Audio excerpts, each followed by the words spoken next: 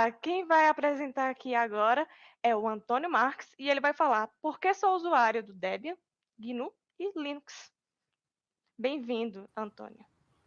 Boa noite, bom dia, quer dizer, bom dia. Eu sou o professor Antônio, sou professor de História e Filosofia, sou formado em Filosofia e meu concurso no estado do Paraná é em História.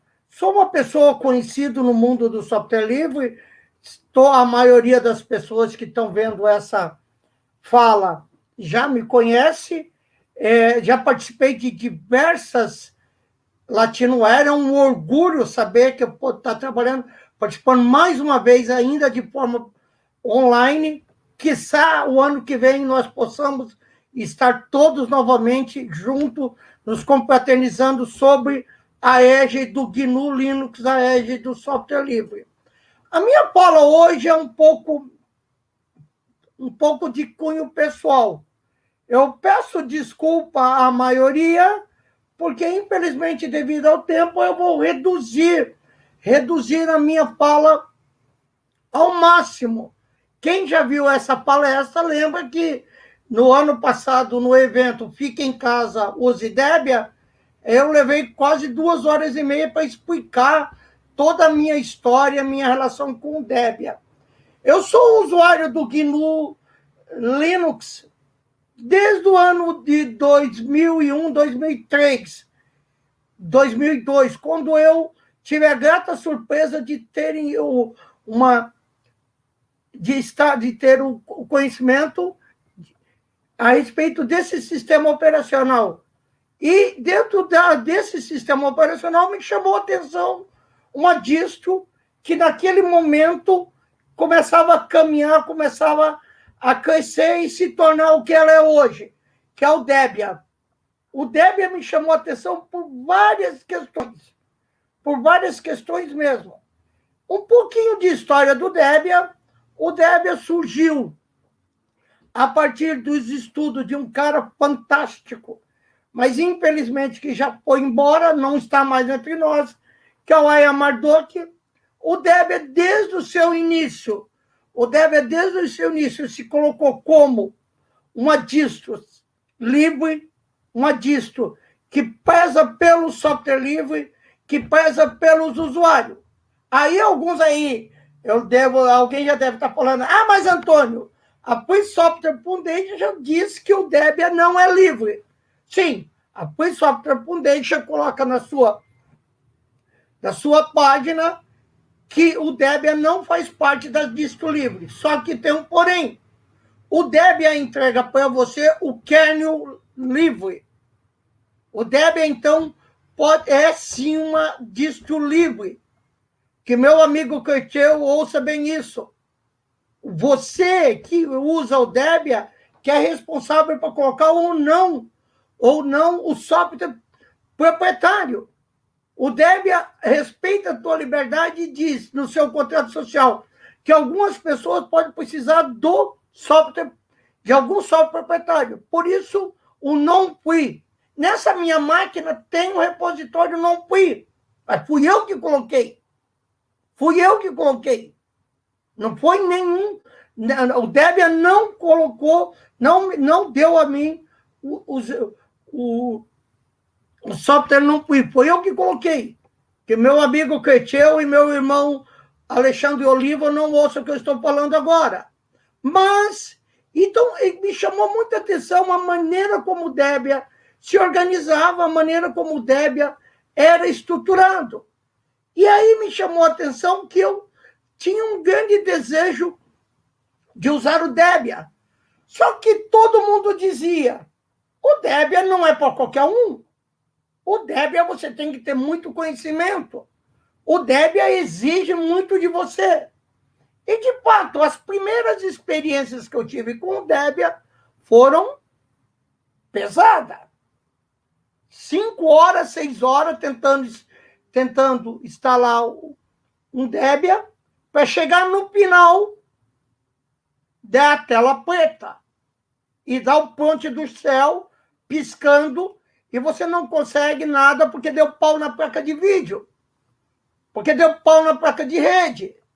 E você não consegue organizar e você não consegue saber como estruturar isso. A partir do Debian Sarge, o Debian se tornou uma distro totalmente amigável para aqueles que não utilizam o Debian para o seu serviço. Por exemplo, eu esqueci de dizer, eu não sou desenvolvedor, eu não sou administrador de rede, eu sou professor de História e Filosofia. A partir do Debian Sarge, então, foi possível criar uma distro capaz de fazer com que as pessoas que não pertencem ao mundo da ciência da computação, apesar que, para mim, qualquer ser humano hoje necessita da ciência da computação, é impossível viver hoje sem a ciência da computação, é impossível hoje viver sem a ciência, e mais especificamente a ciência da computação. E o Debian representa essa grande beleza do que é a ciência, do que é a vida através do conhecimento. Então, naqueles momentos, eu estava quase desistindo de usar Debian, usava diversas distros, Kurumin, Mandrake, e aí eu tenho uma dívida de gratidão com a Red Hat, os meus irmãos do Fedora, porque foi o primeiro Linux que eu consegui navegar na internet foi com o Red Hat 7.3. Então, eu creio que muita gente que está ouvindo essa palestra ou vão ver depois, ou mesmo pessoas, sabem a gratidão que nós devemos ter à Red Hat. Muitos de nós que hoje dominam o Linux, dominam as diversas etapas do conhecimento do Linux, do software livre, começou com a Red Hat. E não naqueles idos, lá por 2004, mais ou menos, até que enfim veio uma versão do Debian que faz com que eu pudesse instalar sozinho, resolver os problemas e buscar os conhecimentos. A partir de então, eu comecei a usar o Debian, não só em casa, mas também me tornei aquela pessoa, partindo do princípio, se eu uso a tecnologia, eu tenho que contribuir para a tecnologia. Se eu uso a tecnologia, eu tenho que contribuir para a tecnologia. E com isso, então, eu passei a fazer parte de eventos do Debian, comecei a falar de Debian e demonstrar que o Debian não é algo tão difícil assim. Uma pessoa simples, com mínimo de conhecimento, pode usar o Debian. E a maioria das pessoas ficam ainda insistindo, dizendo que o Debian é difícil, que o Debian é para pessoas que têm muito conhecimento. Eu não me considero uma pessoa que tenha muito conhecimento. Tenho que aprender muito ainda, principalmente porque eu não trabalho direto na área. Mas uma das coisas fantásticas que tem no Debian é o contrato social do Debian. Então, agora eu peço um pouco de licença, que eu quero enunciar o contrato social do Debian. O contrato social do Debian é onde está colocado toda a concepção, toda a definição de Debian de software livre. O contrato social do Debian foi criado pelo Bruce Perry, grande Bruce Perry, e depois serviu de base para diversas licenças, inclusive o conceito de open source é derivado do contrato social do Debian, mas então o Debian tem um contrato social que rege a sua comunidade. O Debian não tem uma empresa por trás dele. O Debian é uma comunidade. Quando que o próximo Debian vai sair? Quando ficar pronto. Nunca pergunte a um usuário do Debian, mas o próximo Debian vai demorar muito para sair? Quando ele ficar pronto, ele sai. O Debian não tem apelo do mercado. O Debian se preocupa com a questão técnica, com a qualidade. Então, quando vai sair o último Debian saiu alguns dias atrás. Aqui nessa minha máquina eu estou usando a versão SID, que é a versão bem punk do Debian. Funciona tudo normalmente, tanto é que eu estou usando aqui. Estou usando o Firefox, tranquilamente. O Debian permanecerá 100% livre. O Debian o trabalho do Debian, todo o trabalho do Debian será 100% livre. O Debian não vai desenvolver software proprietário. O Debian permanecerá 100% livre. Por isso que o Debian, apesar da Free Software Foundation dizer que o Debian não é uma distro livre, o Debian é uma distro livre sim, porque o kernel do Debian que distribui para a comunidade é o kernel livre. O Debian retribuirá a comunidade de software livre. Tudo o que o Debian faz é baseado e voltado para a comunidade de software livre. Por isso que nós temos o contrato social, que garante que o Debian permanecerá livre e não será o objeto de construção de software proprietário. Não esconderemos problema. Gente, isso aqui é maravilhoso. Isso aqui é maravilhoso. Muita gente diz que o Debian é a distro mais bugada que existe. Por quê? Porque se você for lá nos repositórios do Debian, se você for lá nas páginas do Debian, todos os problemas do Debian estão lá. O Debian não esconde problema. Se há um problema, se há um bug, o Debian torna público. Não faz parte. E isso é maravilhoso. Isso deveria ser uma constante para a vida toda. Nós não podemos esconder os problemas que faz a nossa vida. A vida não é para esconder problema. Nossas prioridades são o usuário e o software livre. Muito bem, muito bem. Eu já acabei de falar a vocês. Quando que o próximo Debian vai sair, Antônio? Quando ficar pronto. Mas já houve tempo que o Debian levou mais de 2 anos para sair. Sim. Mas o Debian todos os softwares do Debian são desatualizados. Como desatualizado? Como desatualizado? Eu estou usando o SID aqui. Não vejo desatualização nenhuma. Agora, se um software não está pronto para ir para a lista de software estável do Debian, não vai. Por quê? Porque a prioridade é o usuário e o software livre, e não o mercado. É a qualidade, a estabilidade.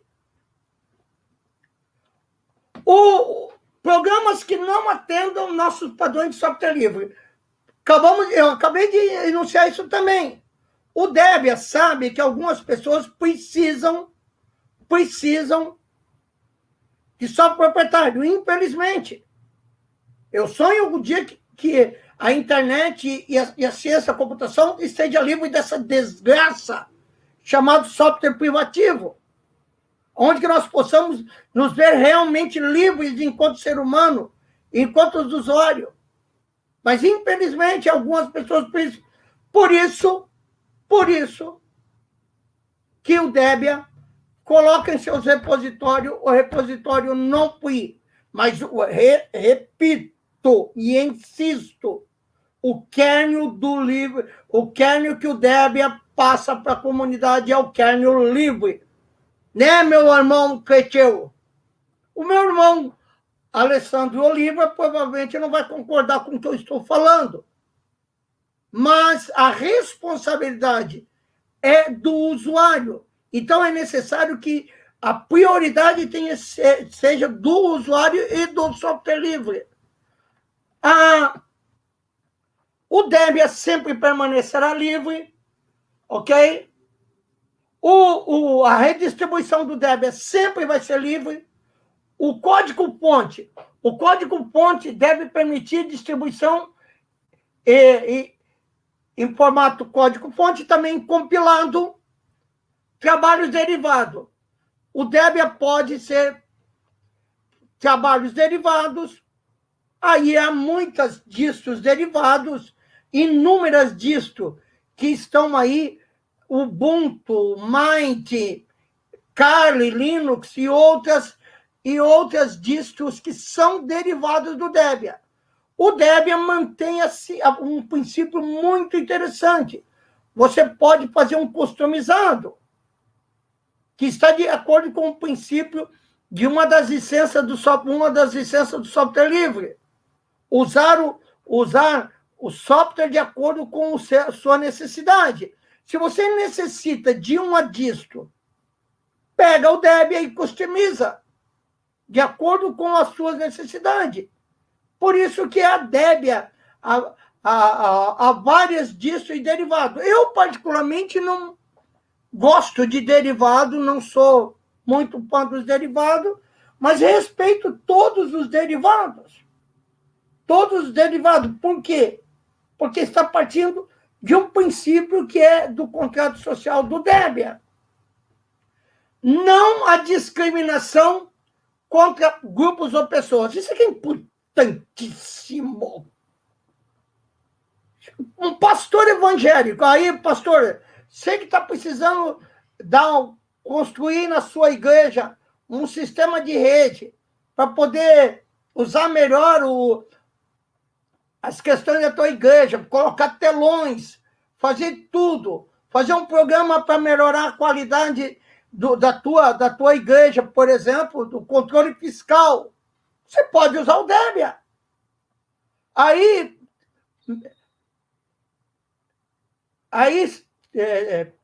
pastor não. Pai de santo de um terreiro de Umbanda. Você quer usar o Debian no seu terreiro para melhorar a qualidade do seu terreiro, a questão fiscal e tudo mais, o controle, até a segurança do teu terreiro nesses tempos tão medonhos que nós estamos vivendo, use Debian. Use Debian. Qualquer pessoa pode usar o Debian. Não pode haver discriminação de grupos ou pessoas. Não há discriminação contra fins e utilização. Isso aqui é fantástico. Esse é um dos principais motivos que eu uso o Debian. Um dos principais motivos que eu uso o Debian. Não a discriminação contra fim de utilização. Você quer fazer uma bomba atômica e precisa de um servidor? Monte em Debian. Monte com Debian. Você quer criar um vírus? Monte com Debian. Afinal, vírus é estudo. Os desenvolvedores que estiveram me ouvindo aí sabem. Criar um vírus é estudar. Criar vírus é estudar. Portanto, quando nós falamos em fim, contra a discriminação, contra fim de utilização, mas Antônio, mas então eu posso usar o Debian para fazer simulação de bomba atômica? Sim. A estação orbital usa Debian. Vou contar um segredo aqui para vocês, que não é tão segredo assim. Quem é do mundo do software livre sabe disso. Aquela empresa que a maioria usa, que tem aquele sistema operacional de janela, e que tem lá o seu sistema, acho que é sistema de nuvem, os servidores que aquela empresa usa é Debian. Mas, Antônio, como é que o Debian permite que aquela empresa use a tecnologia do Debian? Está no contrato social do Debian. Contra a discriminação do fim de utilização.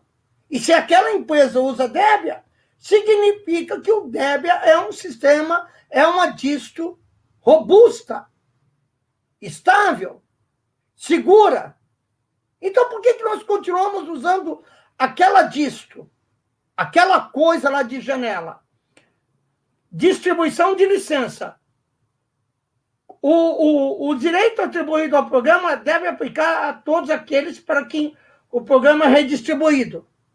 O direito de licença não é uma bagunça. Tem toda uma licença, tem toda uma organização por parte. Não precisa, a licença não pode ser específica para o Debian. A licença não deve contaminar outros softwares, que são as chamadas licenças permissivas. Aqui eu teria que explicar ponto por ponto isso aqui. Por exemplo, as licenças que o Debian consideram livres. A licença GPL, lógico, a licença BSD e a licença Artistic e outras licenças.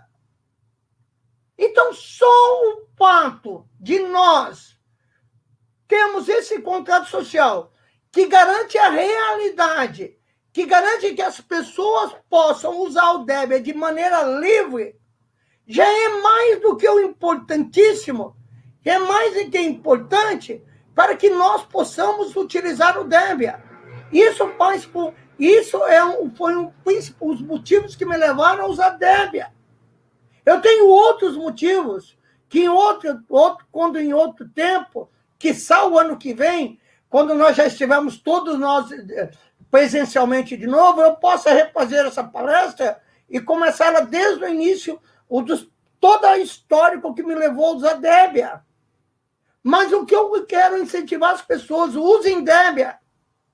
O Debian é a distro mais robusta, é a distro mais estável, é a distro mais segura, e é disso que garante a sua liberdade enquanto usuário do software livre. É isso que o Debian faz. É através do quê? Do contrato social. Esse é o principal motivo que me faz usar Debian, o contrato social do Debian. Muito bem, meu tempo está chegando ao final. Eu quero aproveitar os últimos minutos, primeiro, agradecer a organização da Latinoware por mais essa oportunidade. É gratificante, é sensacional falar de GNU Linux, é fantástico falar de software livre e é fantástico falar de Debian. É fantástico falar de Debian. Portanto, eu deixo aqui o meu agradecimento à Taimara, que me ajudou nessa gravação. Eu peço desculpa por não estar presente ao vivo, onde as pessoas poderiam fazer um pequeno debate, mas infelizmente eu tive que fazer essa gravação, por isso que eu errei no começo do vídeo. Eu falei boa noite, não falei bom dia. Agora, de novo, bom dia. Eu quero agradecer a organização da Latinoware, quero agradecer a Tainara, ao Ciríaco, ao Silvio, a todo o pessoal da organização. Vamos continuar na luta, vamos continuar a fazer do software livre a nossa bandeira. Muito obrigado.